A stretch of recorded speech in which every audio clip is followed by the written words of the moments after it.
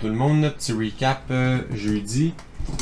Une super belle journée aujourd'hui, plus 1350 Canadiens frais payés. Des petits gains un peu partout dans le fond. J'ai commencé à gosser avec Neo un matin. Comme ça.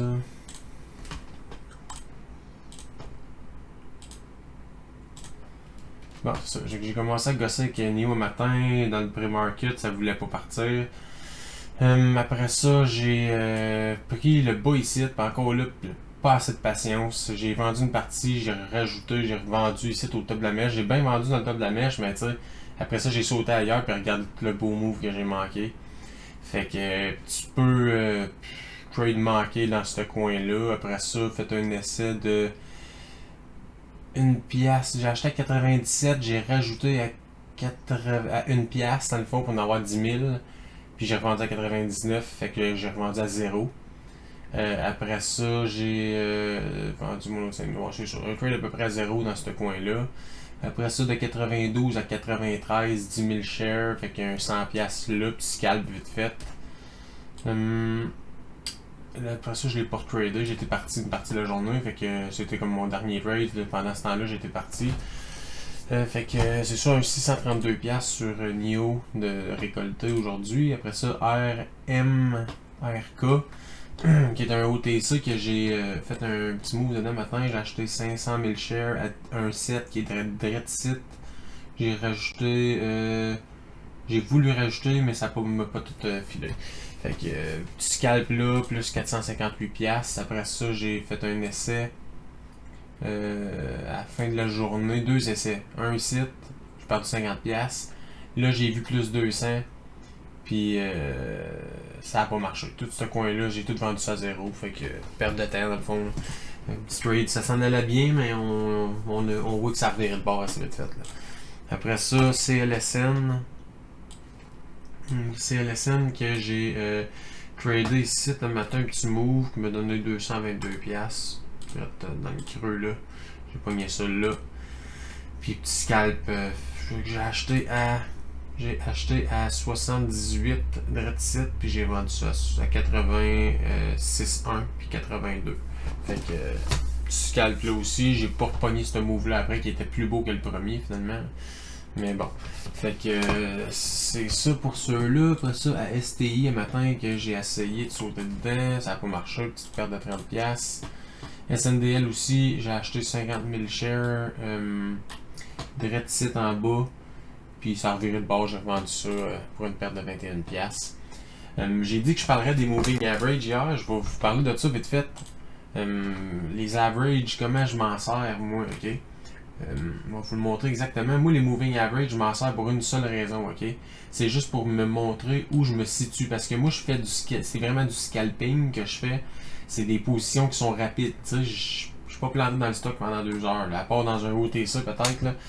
Mais ce qui est important pour moi, c'est de toujours être le plus possible au-dessus des moyennes mobiles de 9 puis 20. Pourquoi au-dessus de la 9 puis 20? Parce que quand tu es au-dessus de la 9 puis 20, tu te retrouves à être dans une tendance haussier, c'est garanti. T'sais. Si ton graphique supporte sur la 9, mais c'est sûr que ton graphique est en train de monter.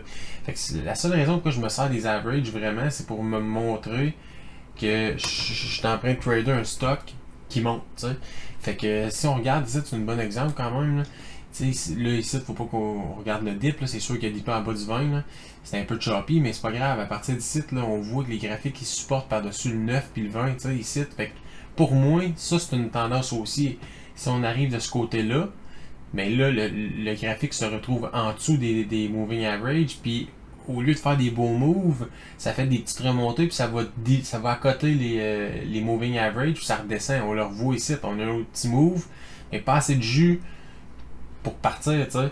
Fait que je tradais tout ça avant, moi, ces côtés-là, puis c'était tout le temps de la perte d'argent, puis à cette heure, j'essaie de me tenir toujours. Puis tu sais, c'est des fonds, là, on voit que c'est choppy, les moving average, tu sais, puis on voit que mes trades n'ont pas fait grand chose non plus, tu sais, mais si j'avais été dans.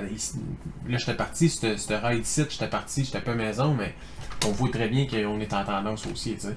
Avoir gossaillé là-dedans, c'est sûr que ça payait, là, tu sais. Fait que c'est pour ça que je m'en sers. Si on regarde ici aussi, c'est le même principe. Là, on traversait les moyennes mobiles, puis là, il n'y a pas eu de pullback clair. Mais si on regarde ici mon essai, qui n'a pas marché finalement, qui était un trade à 0, mais on supportait la moving average 9. Puis il faut être conscient que c'est pas parce qu'on est par-dessus la 9 puis la 20 que ça marche tout le temps. Ça, c'était la preuve ici. Là. Mais moi, ce que je voyais, c'était ça. Le candle New High était direct ici à 98. C'est là que j'ai acheté. Ma stratégie, c'est ça. Au-dessus des moyennes mobiles, on a des pullbacks qui se dessinent, des flags. Quand on a le candle New High, mettons, qui se fait passer, ben c'est là qu'il y a le point d'achat. Fait que c'est pour ça que je me sers des moyennes mobiles. J'aimerais ça vous montrer d'autres exemples. On pourrait aller dans les stocks au-dessus d'une pièce, même si je transige pas ça. Ça reste le même principe. Si on regarde la règle de matin, moi, mon but, c'est de pogner des setups de même. C'est rentrer dans des pullbacks comme ça. Des micro pullbacks qui supportent le 9 puis le 20. T'sais. On le voit, là, ça supporte l'average. Puis moi, ça me prouve qu'on est dans une tendance haussière. Là, si on arrive ici à l'ouverture, si on regarde ce côté-là ici, c'est plus beau. Là. C'est un peu comme tout à l'heure. On descend, on remonte, on vient dipper. Fait que, à un moment donné, c'est quand on trade sur le côté de la hausse, il faut trader des hausses. T'sais. Si on short, mais faut aller sur le côté de la pente descendante. La bourse, là, à la fin de la ligne, là, un graphique, ça fait ça de même, ça fait ça de même. T'sais. Et on le voit très bien ici, là, que ça fait. Là. Ça fait la même affaire que mon dessin.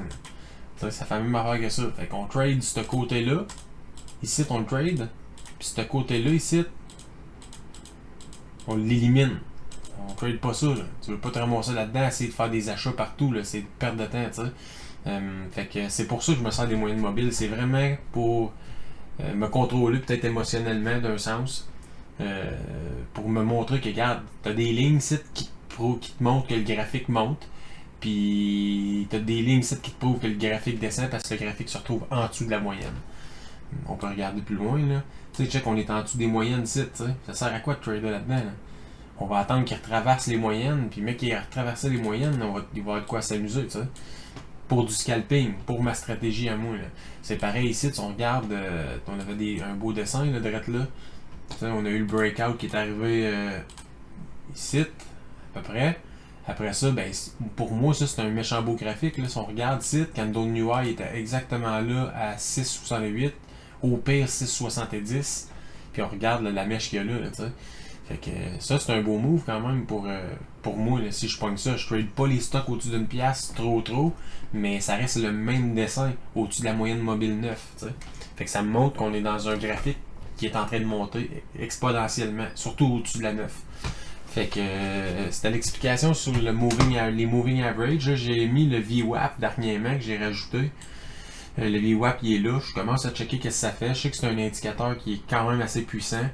Fait que j'ai décidé de le rajouter parmi mes averages. Moi j'ai la 9, la 20, la 50. Fait que ce que j'aime voir, moi c'est ça ici. J'aime ça voir quand les moving average deviennent un peu parallèles un à l'autre, puis qui s'éloignent un de l'autre. Si on regarde ici, on a un beau graphique quand même, mais ça devient choppy à des places. Si on regarde, c'est qu'on pourrait avoir. En tout cas, des places, ça devient trop choppy pour trader pour moi. Il faut vraiment que ça ait l'air de ça ici. Là. On pourrait avoir d'autres graphiques aussi pour faire des exemples. Ça, j'ai fait. Si on regarde ça ici, c'est un bon exemple quand même. Là. Ici, pour moi, c'est choppy. Il y a du monde peut-être qui voit de quoi, mais moi ici, je vois rien pour faire du scalping. Ce que je vois pour faire du scalping, moi, c'est ce spot-là ici. Toute cette hausse-là. Là. Si on regarde, là, on supporte au-dessus de la 9 ici. On supporte au-dessus de la 9 dans le micro pullback là, on le voit. Là, c'est des pullbacks à 3 chandelles. Après ça, on avait un genre de supporter encore là, pas super clair, mais quand même, on supporte au-dessus de la 9. Après ça, un micro pullback sit. Après ça, un autre micro pullback là. Après ça, un autre pullback là avec un candle new high. Fait encore là, regardez les moving average. Ils deviennent un peu parallèles un de l'autre. Ils s'éloignent. Puis c'est ça que je veux voir, moi. Fait que je prends des bouchées là-dedans un peu partout. Puis c'est ça qui se passe. Fait que c'était l'explication de mes moving average. Fait que là-dessus, je vous remercie. Puis vous pouvez vous abonner, liker la vidéo. Puis on se voit demain vendredi. Merci.